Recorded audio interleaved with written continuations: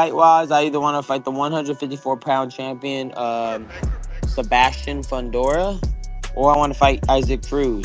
Okay, you think Cruz will go up to your weight? The world of boxing is no stranger to high-stakes negotiations, and the fight between Isaac Cruz and Ryan Garcia is no exception. Isaac Cruz has agreed to fight Ryan Garcia, but only under one condition. In the world of boxing, negotiations for a fight are often as intense as the fight itself. The out between Isaac Cruz and Ryan Garcia was no exception. The specific condition that led to Isaac Cruz agreeing to the fight has been a topic of much intrigue and speculation in the boxing community. The World Boxing Council had ordered a lightweight world title elimination fight between the undefeated Ryan Garcia and contender Isaac Cruz.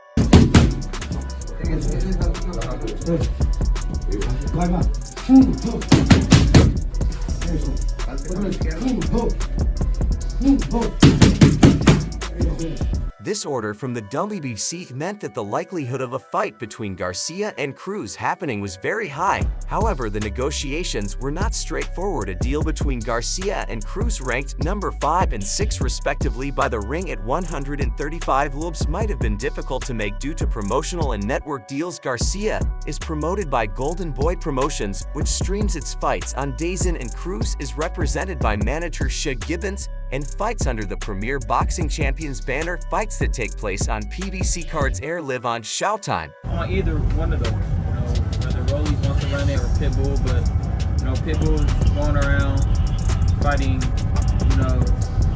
non-relevant people just to get that king rematch when you've been dodging smoke from everybody's con. These promotional and network differences could have some big challenges in the negotiation process. However, despite these potential obstacles, both fighters seemed eager to face each other in the ring. Garcia was ecstatic about the possibility of his next fight against Cruz. He stated to his more than 11 million followers on Twitter and several million on Instagram, "I'm so excited. This fight just got ordered by the WBC, so little chance this man escaped from his fate when he entered the ring with me. Let's go Pitbull, roof time to make this happen.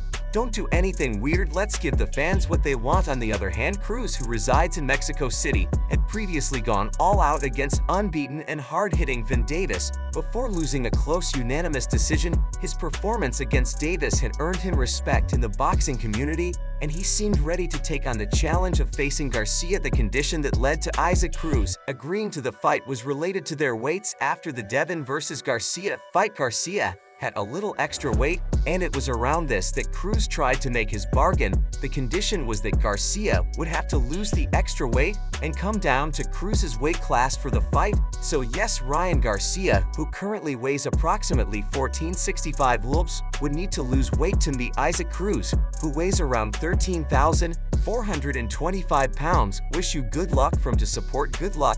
The exact amount of weight that Garcia would need to lose would depend on the agreed catch weight for their fight. If the fight were to be at the lightweight limit, which is 135 libras, Garcia would need to lose approximately 11.5 pounds. However, we don't know that yet. The exact weight limit would be determined during the negotiation process and could be set at a different catch weight. This condition added another layer of intrigue to the fight. It was not just about who was the better boxer, but also about who could better manage their weight. This condition also all showed the strategic thinking of Cruz's team.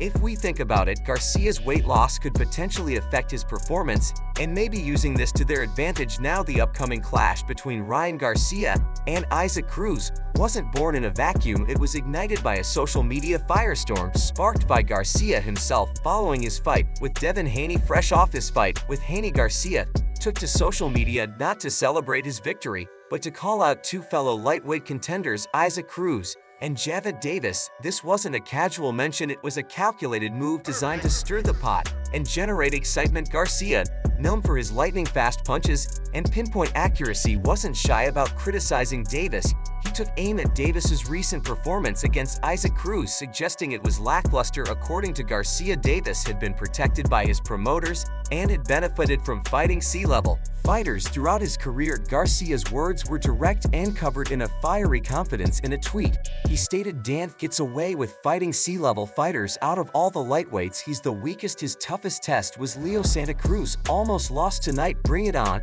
I've been calling you out for a while." This wasn't just a critique, it was a direct challenge to Davis, a public declaration of a long-awaited showdown. Garcia didn't stop there. He positioned himself as the ultimate threat to Davis, highlighting his own strengths and weaknesses he perceived in Davis. He boasted, "We all know Luke Campbell is better than all of Tank's opposition. Tank can't beat me. He knows that, and Mayweather knows that I'm too fast. And I got too much accuracy. Come on, Mayweather, you can't protect him forever." Further fueling the flames of a potential Garcia-Davis matchup.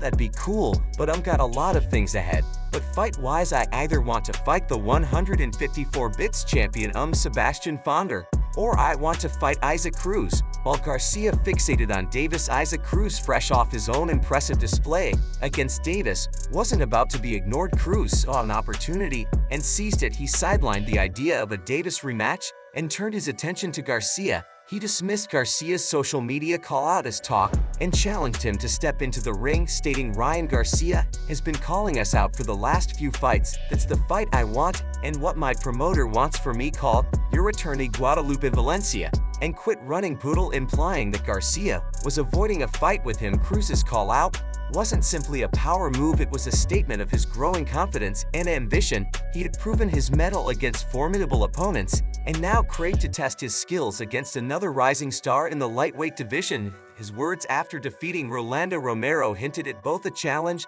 and a guarantee. "I don't have anything to say to Javid Davis. Really, he can do whatever he wants, but we silence the doubters tonight. If he isn't scared, let's go for the rematch. Ryan Garcia can say whatever he wants. I'll make him eat all the trash he talks about, just like I did with Rayleigh. This wasn't just me, it was something I accomplished thanks to the support of my family. I'm not about to dodge Ryan Garcia.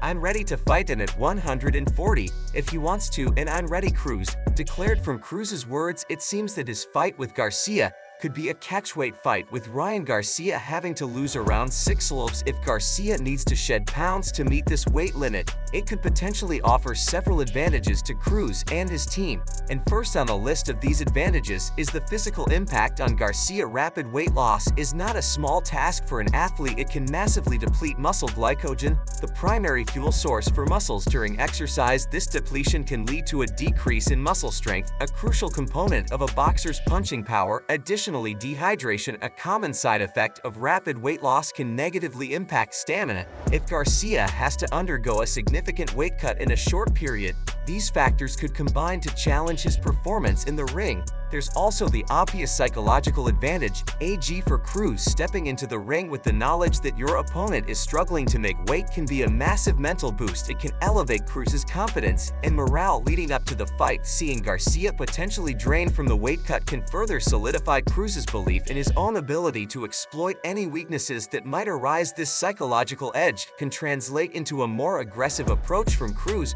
putting Garcia on the defensive from the opening bell. Also, with the knowledge of Garcia's potential weight-related limitations, Cruz's team can tailor their fight strategy to maximize their advantage. They might focus on going toe-to-toe with Garcia in the early rounds, pushing a high pace to exploit any weaknesses in his stamina. They could also instruct Cruz to target the body more, further depleting Garcia's energy reserves. Additionally, they might look for opportunities to clinch, knowing that Garcia might lack the strength to break free effectively. And can we not ignore the fatigue factor? Early fatigue is a significant risk associated with rapid weight loss, not even mentioning that even with his recent Devon fight, we saw Garcia struggling with this. And as the fight progresses into the later rounds with Cruz, Garcia's energy levels could dip significantly. This could give Cruz a golden opportunity to capitalize. He might be able to land more punches with greater ease, potentially turning the tide of the fight in his favor. Now, clinches are a common occurrence in boxing, often used by fighters to regain their composure or disrupt their opponents' rhythm. However, clinches also require significant upper body strength to maintain control.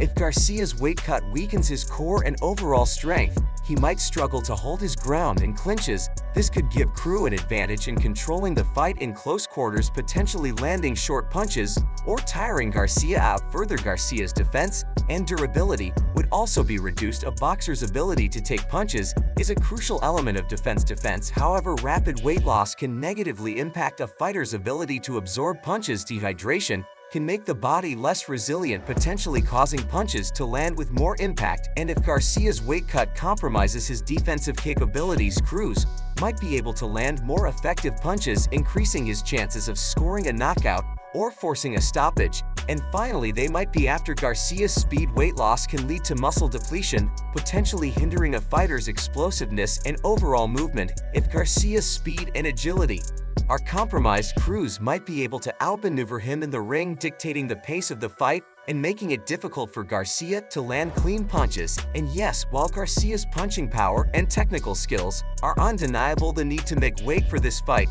adds an intriguing layer of uncertainty.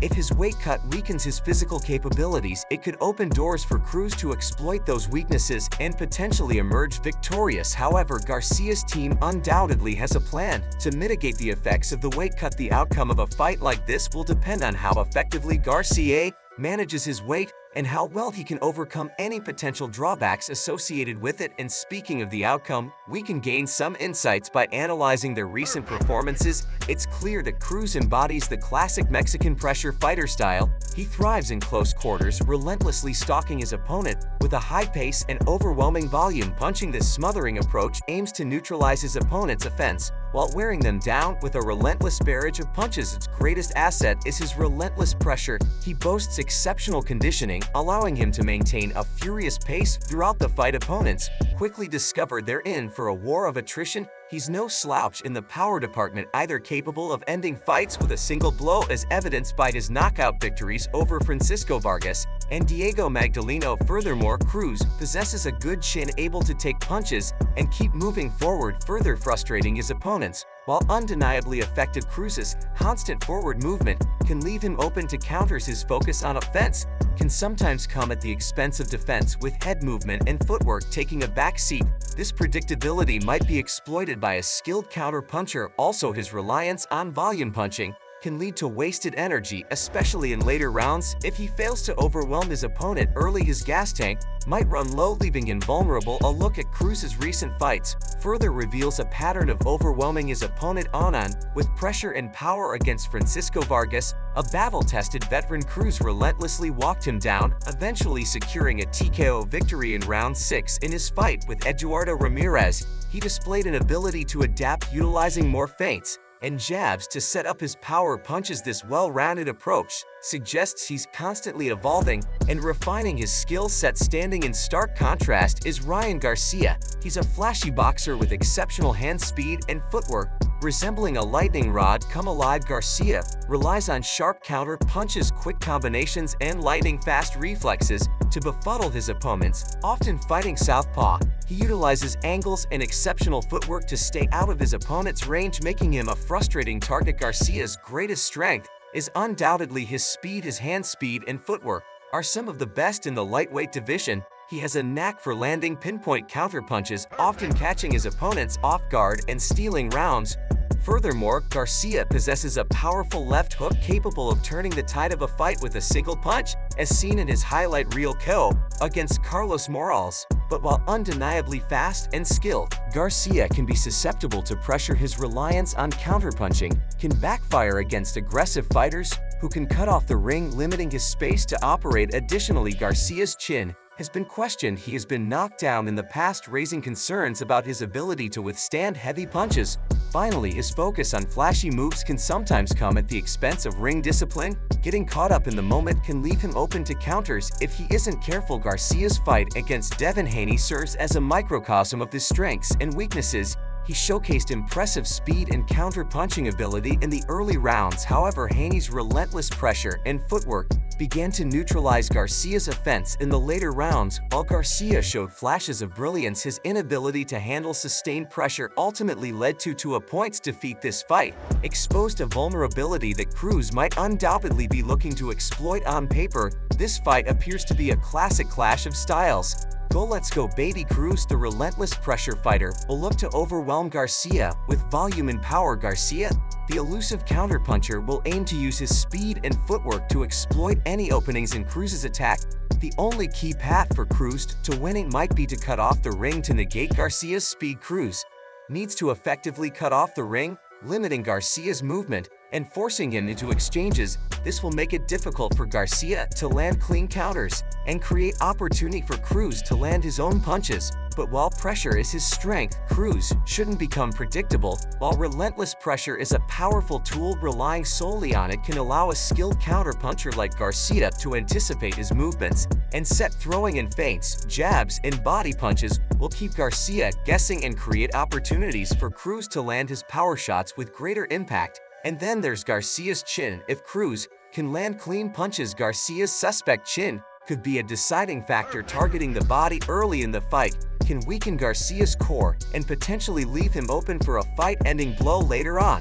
But Garcia also has his keys to victory, and one major one we saw in the Devin fight was using his footwork. Garcia's footwork will be crucial to avoid Cruz's pressure and create opportunities for counter punches. By constantly circling and changing angles, he can frustrate Cruz and make it difficult for him to land clean punches. He could also target Cruz's body.